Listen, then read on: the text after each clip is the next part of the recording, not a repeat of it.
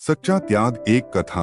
वह गरीब था, गरीब माता पिता के घर में जन्म लिया और गरीबी में ही पाला पोसा गया था।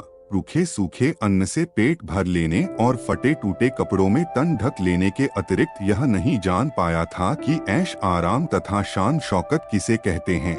पड़ोस में धनवान रहते थे, पास के गार में बड़ी बड़ी कोठियां थीं। नाच और विलासना के फव्वारे उनमें छूटते रहते थे।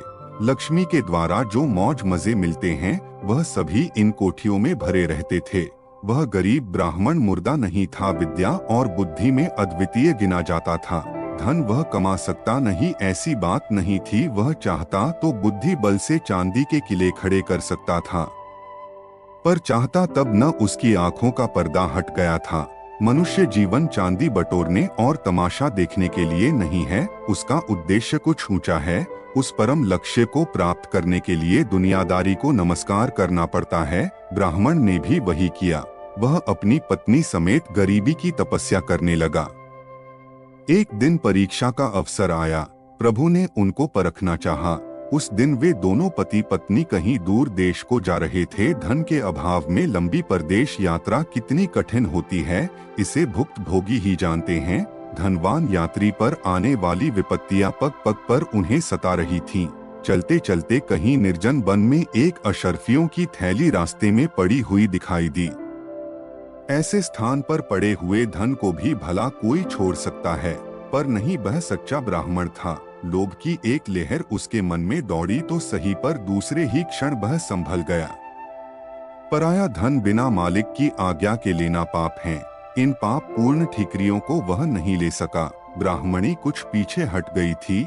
उसने सोचा कहीं ब्राह्मणी को लोभ न आ जाए और लेने के लिए ललचा न जाए, इसलिए इस थैली पर धूल डालकर छिपा देना चाहिए। उसने पांव के सहारे धूल खसकाकर थैली पर डाली और उसे छिपा दिया। ब्राह्मणी ज्यादा पीछे नहीं थी। जब तक पति सोच विचार और दाब दूब में उलका रहा, तब तक पत्नी भी वहां पहुंची। उसने पांव द्वारा धूली खसकाकर किसी पोटली पर डालने की क्रिया को देखा।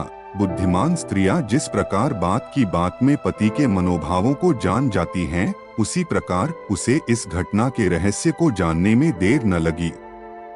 वह ताड़ गई, अवश्य ही इस पोटली में कुछ धन रहा होगा और मुझसे छिपाने के लिए यह किया जा रहा है। पत्नी खिलखिलाकर हंस पड़ी। पति के कक्ष पर दांत रखते हुए उसने कहा, प्रभो, सीने और घूली में अंतर क्या है? आप धूली को धूल से क्यों ढक रहे हैं? ब्राह्मण लज्जित हो गया। उसे अपने त्याग पर पूरा विश्वास न था। अयोग्यता के कारण जो अभाव रहता है, उसी को कई पाखंड त्याग घोषित करते हैं। यह अभाव प्रलोभ की परीक्षा में पिघल सकता है। विवेक पूर्वक किया हुआ सच्चा त्याग शुद्ध स्फटिक के समान है। विपत्ति के परीक्षा के समय वह मुरझाया नहीं, दूना बिखरता है। ब्राह्मण को अपनी आशंका व्यर्थ सिद्ध हुई। ब्राह्मणी का त्याग अभाव का दंभ नहीं, वरन उसी की भांति सच्चा त्याग था। यह दंपत्ति आगे चलकर बड़े प्रसिद्ध भक्त हुए। प्रभु का दर्शन उन्होंने पाया और मोक्षगामी हुए। इस भक्त का नाम था रौका बाका। यदि वीडियो पसंद आया तो लाइक और सब्सक्राइब करें। धन्यवाद।